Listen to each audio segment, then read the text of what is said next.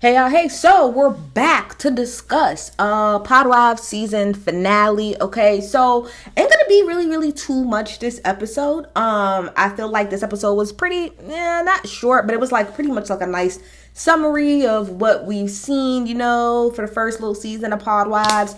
I will kind of go through some things, but I want to kind of talk in general. First of all, let's start off with the fact that Mark Lamont Hill was the host for this, which I've been thinking from the very beginning since he started on the show, like he should be the host, because Mark has done this kind of things before. Like he's hosted like Basketball Wives reunions. I feel like he's done a Love and Hip Hop reunion. So like he's pretty familiar, with like how to host things. And then also because he's so cool with everybody, I think he would know like what to ask and what not to ask and how far to go and how not far to go. So yeah, so first of all, Mark, they wasn't lying. You looked so tight. You looked like Kevin Hart in that chair. That chair was literally, it was just swallowing, pause, it was swallowing you up. It really was. Like you looked so itty bitty tiny in that big ass chair.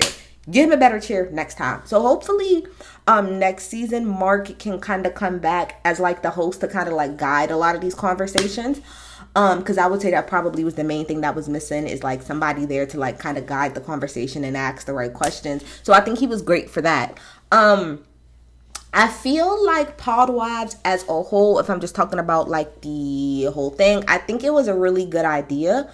I think that, we'll talk about this later, but Keno and Edith are no longer together. I think they won't be the only people that we'll see throughout this show that will break up. I'm just being real with you. But I hope not. But I really hope not, though. And I think Keno and Edith will get right back together, to be quite honest. But yeah, I think it was a really good idea for a show. I think it's good to see the other women that are connected to the guys, because obviously they talk about them so much. So I think that that's really good. So yeah, so let's just kind of go through some things. Oh, I also want to say too, this is so separate from Podwives, but just about Mark Lamont Hill in general. I feel like Mark, to me, is the definition of what Joe was looking for out of Rory and Mal. And I mean it in this sense, right? Joe would always say on the old pod, like, why don't you do like a fashion corner or like a sports show, Mal? And then Rory, you can do, I don't know, some music R&B shit over here, whatever. Like, why don't you have this pod and you have this pod? Because he's trying to create a network. It's called the Joe Budden Network, but to be quite honest, it really hasn't been a network, because it's only really been his show that's been kind of carrying. But so he's been trying to get other people, even with the people that are currently on. He'll kind of be like, oh, it would be cool if Ice did some gaming thing, and if Ish did like some real estate thing. So I feel like Mark is the epitome of everything that Joe has been asking for some of his cast. So as you can see, since Mark has been on the show, Mark don't just do the main pod.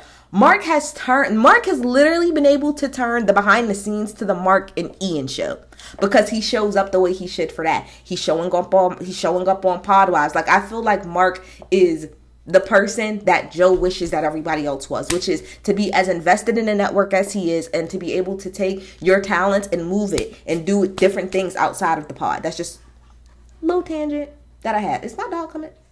Who the fuck told him that he could come in here? Sit your ass down somewhere. Sit down. Anyway, so yeah, so let's get to the daggone show, right? Okay, so we start off, one of the first questions that Mark asked is, what did everybody learn, from being on the show? So Joe says that Sade should have been left him. I mean,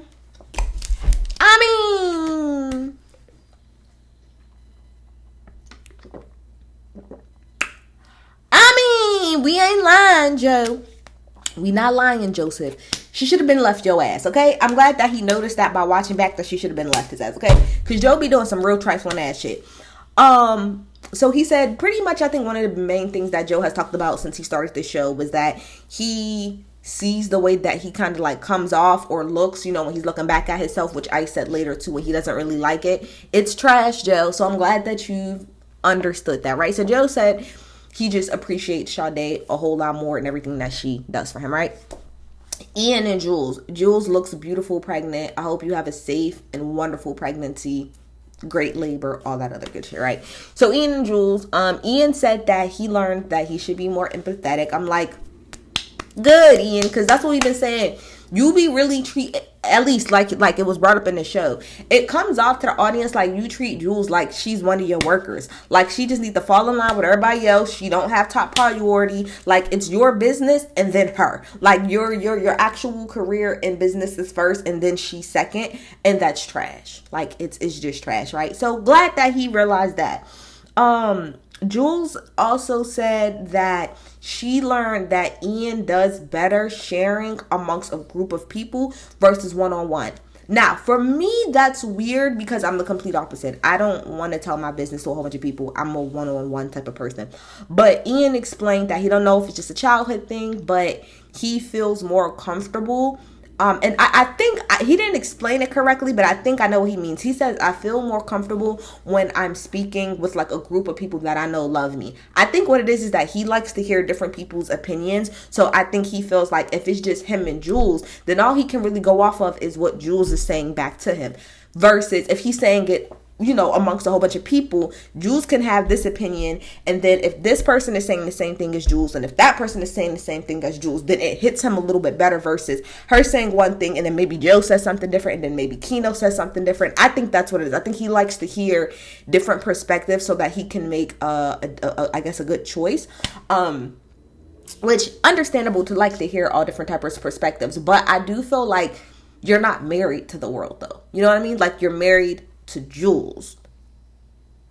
You know what I'm saying? Like, I don't think there's anything wrong with wanting to be able to share amongst people that are close to you, but I do think that that's something that he may have to work on, because at the end of the day, the group is not the group that gets in bed with you. The group doesn't go home with you. The group is not going to be raising this child. Well, they'll probably help a little bit, but the group ain't raising the child with you on an everyday basis. It's Jules. So Ian has to learn to kind of take that energy of sharing within a group and transferring it over to sharing with her, because that is your person. You're not in a poly relationship. You're in a 1v1 relationship. Anyway, Rem and Park said that they're just both protective of their relationship.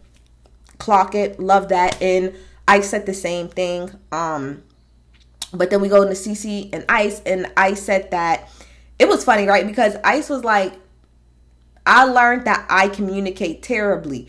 And her face, she was like, and he said, what? She was like, you're saying that you just learned that when you came here? And he said, yeah. She was like, no, you didn't. Like, she was so annoyed. She was like, you did not just learn that when you got here. Because that's something I've been saying to you forever, is that you do not know how to communicate. So what the fuck you mean? Not that she said, but her, what the fuck you mean you learned that when you came up here? Like, stop playing with me. See, this whole energy was giving Ice, stop fucking playing with me. I will smack you in your bald head. Stop playing with me. You did not learn that when you came up here. It's something I've been saying. But you want to know what, Cece? This is where we're going to connect right here. And it's similar, I'm going to tell you, it's similar to kind of what Ian is saying. Baby, we can tell them to their blue in the face, to we're blue, and we could be this daggone blue in the face. I don't know about why bubbles ain't coming out. But anyway, we could be this blue in the face telling these niggas, you don't communicate correctly. You're not listening to me. I need more help around the house. Can you help me with the baby? We can do all of that till we're blue in the face. And it just goes, phew, phew, phew, phew. The minute one of their friends say some shit to them, it's like, ping, oh my gosh. I did realize I don't communicate effectively. And you're standing on this whole thing, I feel like, I will smack the fuck out of you. I will smack. So what I've been saying for the past 4 years just didn't cross your mind. But we've been sitting in this bitch for less than a month and it clicks. I understand why CC went to go upside his head. I feel it. But just know, sis, it ain't just you. It's nigga shit. I'm trying to tell you, it's niggas. It's nigga shit. Moving on. Kino, this is so fucked up, but I literally have it as Kino and then White Lady because I could not remember her daggone name. It's Edith. So sorry, girl. So Kino and Edith, Kino said that he feels like he just don't make sense, which, you know, what I will say is when we went through what everybody learned what they needed to learn, to be quite honest, because Joe, as far as I'm concerned, the way that he showed up on the show was that he was very insensitive. He was always going to cheat. He was always going to lean towards probably cheating on Sade, and that he likes to financially abuse her. That's trash, bro. That's trash. So I'm glad he learned that. Ian did come off like he could give two shits about Jules' feelings, that he's not empathetic towards her. So I'm glad he learned that. Rim and Parks, I ain't got much to say about them because like they said, they're protective of their relationship. And I do see that Rim, because Rim ended up saying later that people said that she didn't talk as much, so she's tried, which I can tell that she's trying to, give a little bit more. But it could also just simply be that their relationship is fine. Not that they don't argue and have issues, but it could be that they're perfectly fine, like in how they are. And then, like I said, well, Ice, yes, Ice is clearly, well, not clearly. Ice comes off as if he's controlling. He don't know how to communicate. So good. Right. And then with Keno came off a lot of different ways. Number one, he came off like he was really using Edith for her money. Number two, he was coming off like very spoiled, very immature, very vengeful, you know what I mean? Like vengeful, petty type shit. So what Keno said is that he don't make sense. And he said that he puts up a wall and he shuts down, right? So and when he said he just kind of puts up a wall and he shuts down, Cece just looks right at Ice like, I was cracking up. Okay.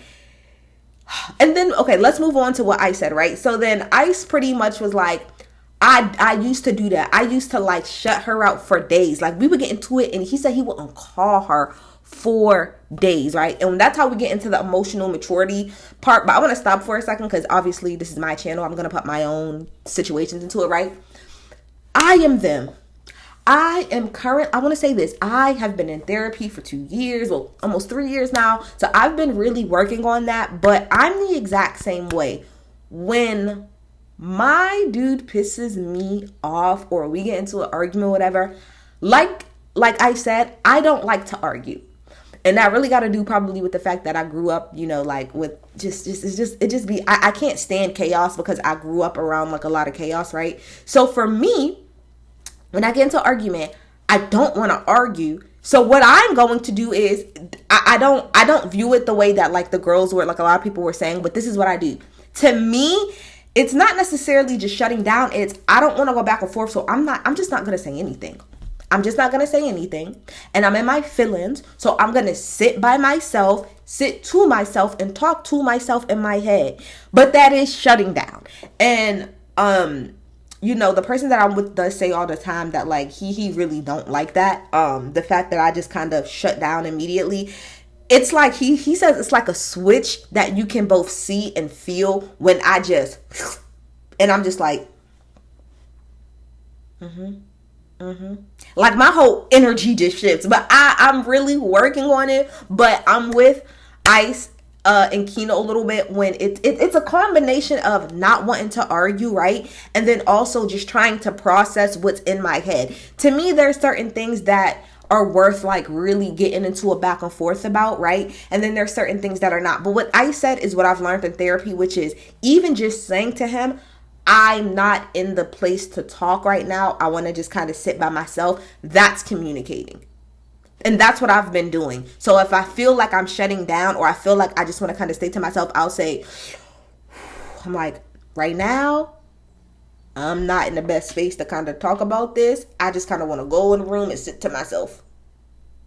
And that is communicating. And that's what I'll do. And I'll sit in a room by myself all day. But I am with them. I really do just, I can't help it. I have to talk to myself because, again, certain things to me, they are worth going back and forth about. But some things are not. And I know that. But I'm still mad. So instead of me, so like, let's just say the argument is about, I don't fucking know, like where the remote control is, right? That's nothing to really be going to fuck off about. But for whatever reason, it may just piss me off. So instead of me taking something that's really not that big of a deal and yelling and arguing about it, I'm just gonna be quiet, sit to myself, get over it first myself, and then be coming talk to you. Now, Cece brought up a good point. She was like, what he does is he'll be mad about it for days and don't talk to me for days and then pop back up like everything is cool.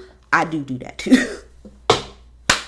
I will straight ignore for like the whole day, right? Because I'm like processing it. And then I done processed it like 5 hours ago, but then I'm watching TV and then I'll pop up like 5 hours later like, hey, what's up, babe? And he be like,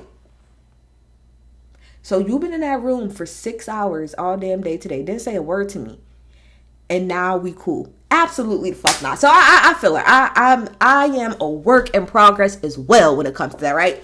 So then we talk about emotional maturity, because that kind of leads into that. So Mark asks Cece, what is Ice's emotional maturity level, and she says a 6, which everybody's like, whoa. And Ice was like, no, that's actually an improvement, because when me and her got together, it was at like a 2. Pause for a second, right?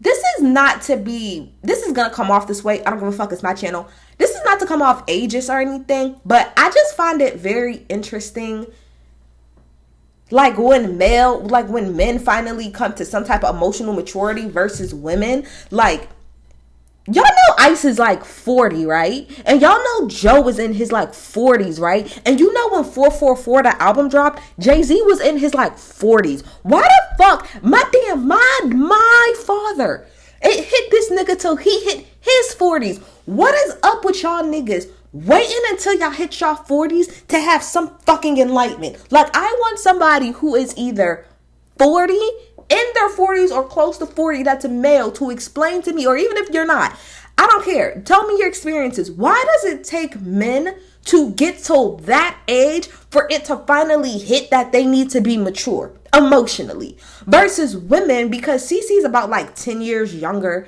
than Ice is. Sade about 6 years to 7 years younger than fucking Joe. I'm not understanding why there's such a gap in emotional maturity, specifically age. Like, if there's a 10 age gap, but I believe there's close to a 10 age year gap between like Ice and Cece, right? Why would she be more mature than you emotionally when you're older than her?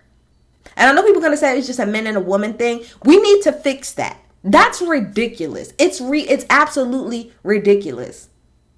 That means that when Cece got with Ice, he was in his mid-30s, and you was still acting like that. Like, we see the way you act now. If you was acting even worse back then, I don't know how the hell she did it. God bless you, Cece. Bless up. But yeah, that shit's weird to me. She said that Rem said that Parks is a 9. She feels like he does really good. Jules said that Ian is an 8, which that was really surprising. But then we get back into the conversation that we did maybe 2 pods ago about the conversation that they had about him working or not working, whenever she gives birth, right? Now, this is what we didn't hear about last time.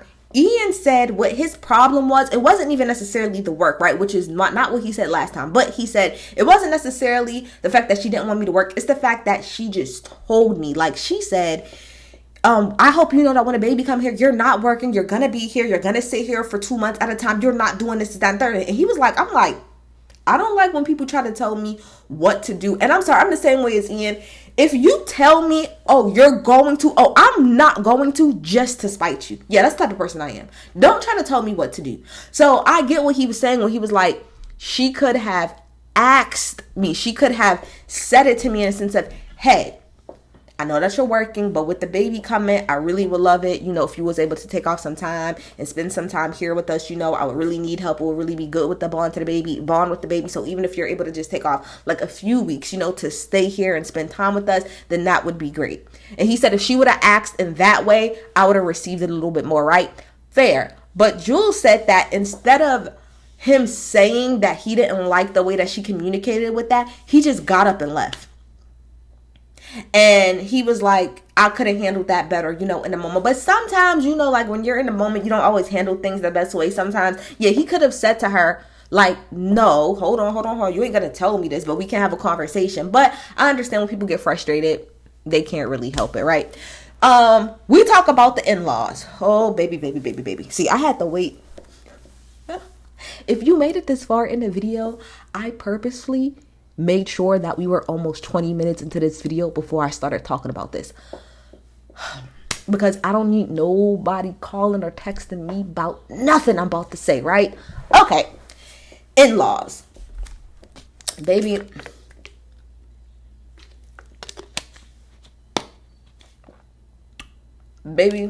In-laws. So, have a quick conversation again about the fact that Jules and Ian's mom don't necessarily like have the best relationship. They don't necessarily get along, right? And they were talking about just like the struggle of that, right?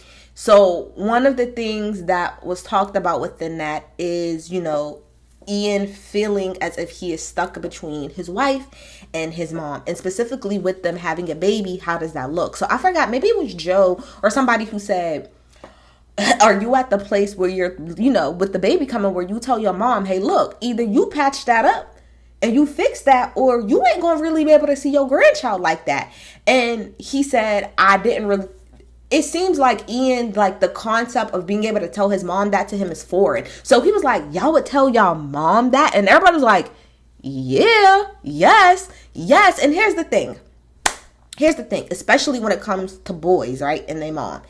Very different from boy moms than girl moms. Very two different things, right? So,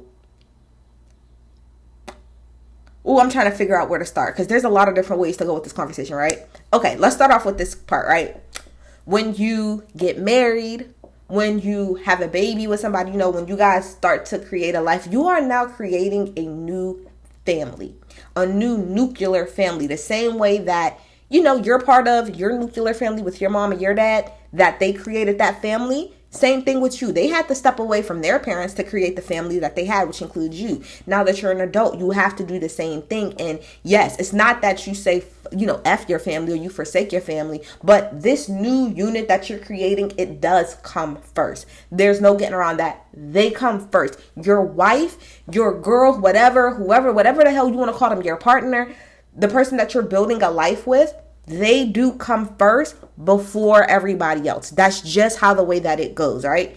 And again, it's not to say that you have to axe your mom out of your life. It's not to say that you have to disown your family, but there needs to be some prioritization that's going on here. Gots to be. And one thing that cannot happen for you to have a good relationship and to sustain your relationship with your wife, you cannot. Listen to the words that are coming out of my mouth. And this is for men that are in current relationships and might have this problem going on, or that might be. I want to be very clear.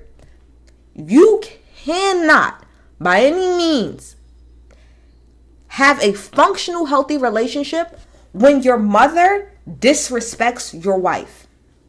I'm going to say that again.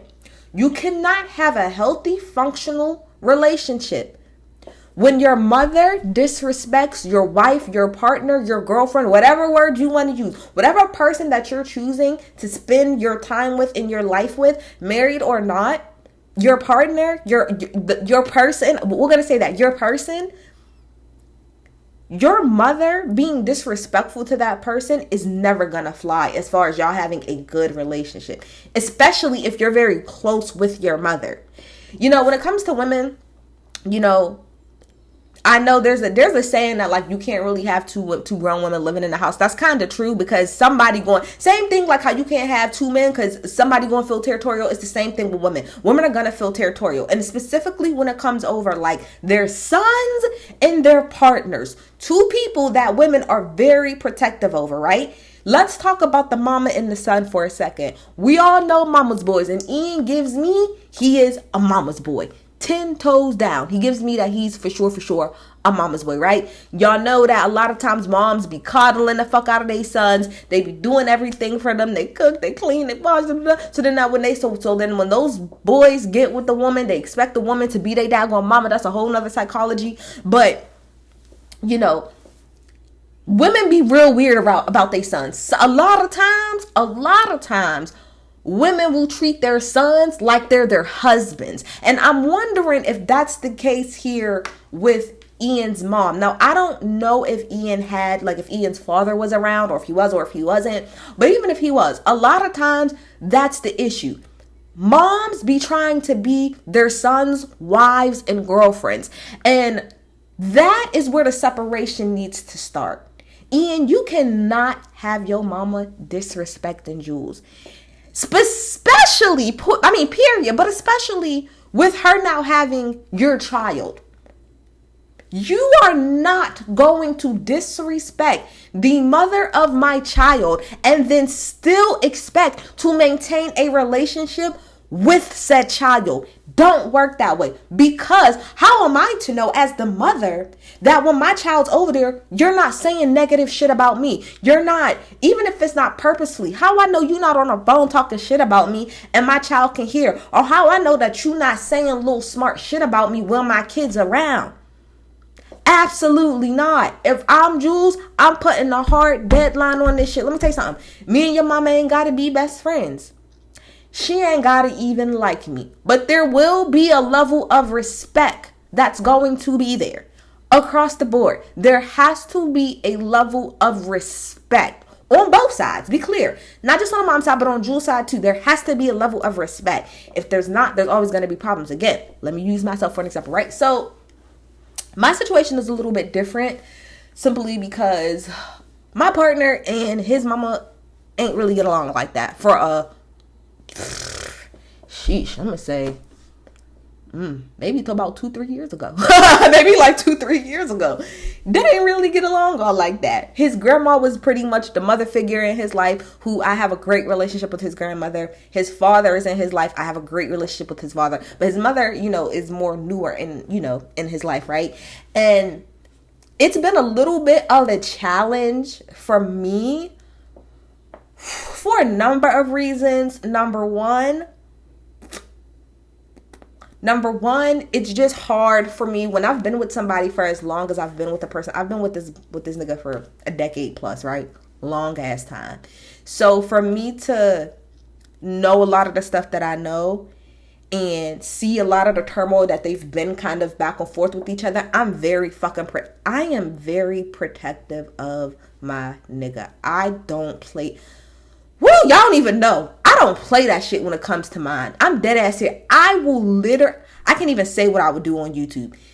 Bitch, I don't play when it comes about mine. I'm not, between my daughter and him, those are two people I don't fucking play with, right? And I don't care if you could be family and disrespect. I don't play that shit. So I have a hard time, number one, getting past, although he may have let it go, I'm having a hard time letting go somebody who has caused so much pain to somebody that I love, right? So that's the first thing. Second thing, right? I have yet, granted, he has a great relationship with his grandmother, but the relationship with his grandmother was not the same. She was very protective of him, but at the same time, it wasn't so much to where it was like overbearing, right? Versus now, it's his actual mom. It's feeling a little overbearing, and it's also feeling like, where the fuck did you come from? not to be funny, it feels like, where the fuck are you coming from? And I am very protective, like I said, of him and his heart. So I'm like this with it, like this is his heart, and I'm like this. I'm like, bitch, I wish you would break his heart. I wish you fucking would break his heart. Like, that's how I feel. Like, that's just how I feel. So it's not that. So my thing is, it's hard for me to cultivate a relationship with her because she doesn't have the best relationship with him. So it's like, I need y'all to be on good standing before I can even jump into the picture. And then even with me jumping into the picture, I have certain boundaries. Like, again, I'm not trying to put my business out there too much, but like whenever I had the baby, right, and she kind of came around, and it was like certain things, I'm just like, I know we ain't been around each other at all, but like, I have certain boundaries. You're not gonna shade me. You're not gonna shade anything about you're not gonna shade anything about me. I'm a woman, so I catch the shit, right? My husband, he didn't catch that. He did not catch a lot of the stuff that was being said. But I'm a woman. I catch the shade. I catch the little smart fucking remarks, and I don't do well with that shit. I do not do well with that shit at all. So if that's the type of relationship that Jules has with his mom, where it's like, I'm one of these people. If you're gonna be aggressive, be aggressive. I can't stand a passive aggressive ass person. It bothers me to my core, because if you're gonna be a bitch, just be a bitch. Don't be like nice nasty. Those are the main people. I can't stand a nice nasty bitch. If you ain't gonna like me, don't like me, and do it with your full fucking chest. Don't half-ass it, because I'm gonna call you out every single time, right? So I feel like that's something that they're talking about that I'm currently working through, because there has to be a balance of respect there. And when you feel like, especially like as the wife or the partner, that you're not getting the respect that you deserve, and you feel like your partner is not backing you up on the fact that you're being disrespected, you start to look at them like they're crazy, because you start to look at them like, well, hold the fuck on. Who's actually really... I'm not even trying to be funny, but it's like, nigga, whose side is you on? Like, just to bring it down to a basic layman's level, nigga, whose side is you really on? Whose side is you really on at the end of the day?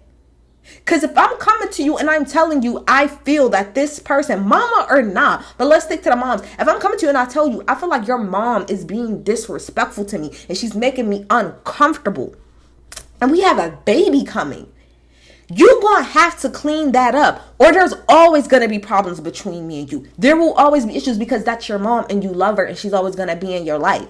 And I'm your partner. I'm your wife. I'm your whatever. So I'm always going to be in your life, especially if we have a kid together. I'm in your life forever. At some point in time, something going to have to fucking give.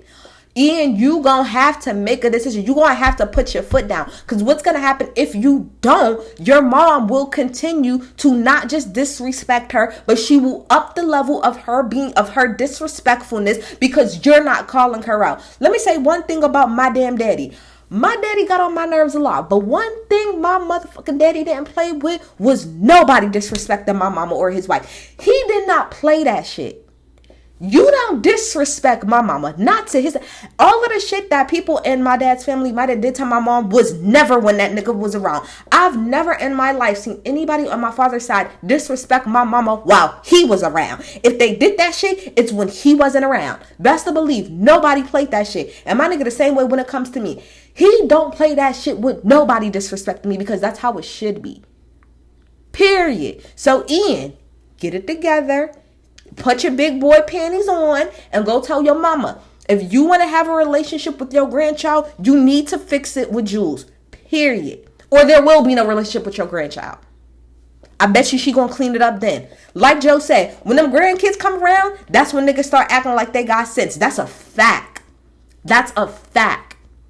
So if you want to risk your relationship with your grandchild because you want to be nice, nasty, have fun. Guess what? You won't see him. You won't see him. And after a while, you won't see me either. Get it together, Ian. Get it together, okay? So, yeah. So, then that's that. So, then, like I said, we get on to Keno. And we pretty much talk about Keno and Edith. And this is where I'm pretty much just going to wrap this up, because it wasn't really much more outside of this. But we talk about Keno and Edith for a long time. They broke up, allegedly. It's confusing because, yeah, they broke up. But then y'all are still sitting here together. And then Keno said that you was just at his house the week before. And y'all was trying to do an autopsy on the relationship. Y'all gonna get back together. It gives me that Keno and Edith give break up to make up, break up to make up, break up to make up, break up to make up. But it seems clearly like they really love each other. But I think Edith can't really deal with Keno and his nonsense. Keno seems to be and he admitted this, that he's hard to love. It comes off that way, Keno, because you don't seem very mature. You seem like you're very petty. You're very vindictive. I'm not saying that these are the things I'm saying that's how he comes off. Like, he's all of these things, right? And so it does come off like it could be hard to kind of love you a little bit. Like, it seems like the minute, like, you know how I said I kind of shut down? It comes off like the minute Edith makes him mad. Like, it could be the smallest shit. Not just that he shuts down, but he completely exits her off. And that's not how that works. Like, I think, didn't Keno say he was married like once or twice before? How did them last relationships end? Because if it's anything similar to this, then it makes all the sense in the world. He did seem really, really sad. You know, he seemed sad that they're not together or whatever. But it's like, she's still sitting here. Like, I'm a woman, so I'm gonna tell you, she's still sitting there. Meaning, it's still possible. If she was just at your house last week and she decided to still come here with you, that means there is a very strong possibility. Get your shit together, Keno. Edith will be right back there, because she ain't going nowhere. She right there sitting next to you. Trust me, like Sade and them said, baby, when a woman is done, she's done. When a woman's fed up, there ain't nothing you can do about it. It is like running out of luck. You ain't lying. That PDF didn't lie about that one thing. That's the one song I will still listen to, because he didn't lie about that song. When a woman is really truly done with you, I mean, like, not on some, oh, well, we're done. And I'm talking about when she is truly done. There ain't nothing you could do, baby. There ain't nothing but being on your hands and knees and crying with the radio outside. There ain't nothing you could do. Because she gonna pay you dust. She gonna block you. She ain't gonna pick up no phone calls, no text messages, no DMs, no nothing. You wanna know what Edith is doing? Edith is doing the grown version of when you broke up with your nigga and then you call her phone like, I just gotta come back over to your house because I left the scrunchie there. Yeah, I'm gonna be there at like 10 o'clock tonight. I just need to pick up my scrunchie and then I'll leave you alone. That's what Edith is doing. Edith is doing the I left my scrunchie at your house. I need to come get it after we broke up. I left my hoodie at your house. Or him doing, oh, I left my game at your house. I left my bag. I left my weed at your house. That's what she's giving. Meaning there's still an opportunity there. Keno, get it together. Like, look at the men that's sitting around you. Some of them pull from, some of them don't. But get it together. If you love this white woman the way that you say you love this white woman, then step up and do what you need to do. Be a grown-ass man. Talk through your feelings. Stop being petty. Stop being vengeful. Okay? But other than that, they just talked about a little bit here and there. But that was really, really for the most part. So just to kind of give the season, we're kind of at the end of the season. I feel like we didn't really talk too much about the women, although they kind of went around and did like the emotional ratings for them, but that's fine. We'll kind of go through them again.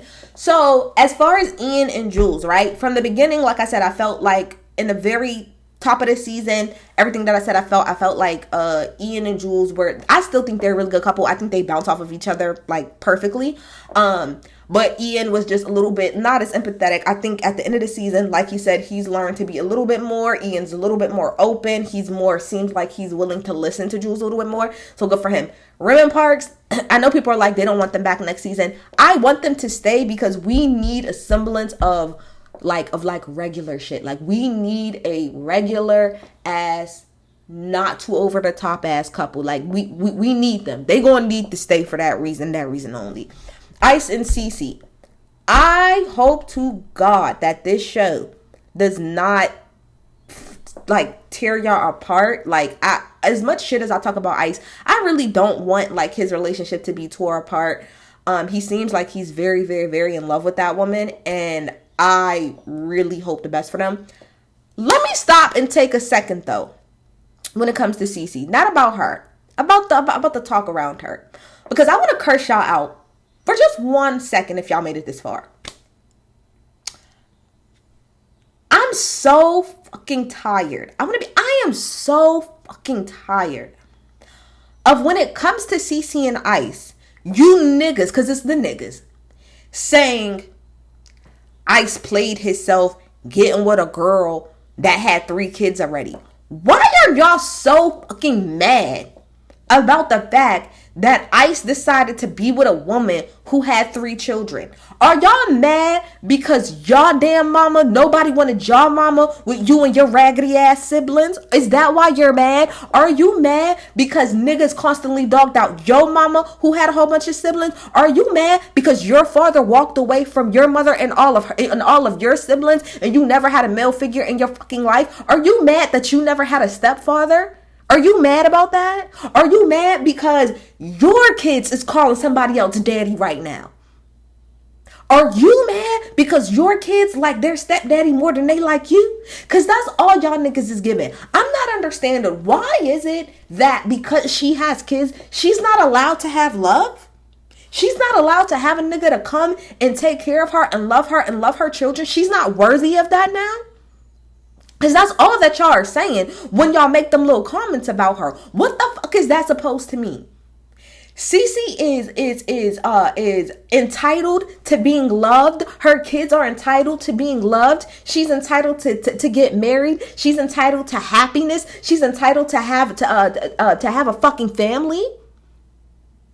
Just because she has 3 kids and she ain't with the father no more, she's not allowed to be fucking happy? What the fuck is wrong with y'all? And Ice is not a fucking simp just because he wanted to be with a woman who has children. More children than he does.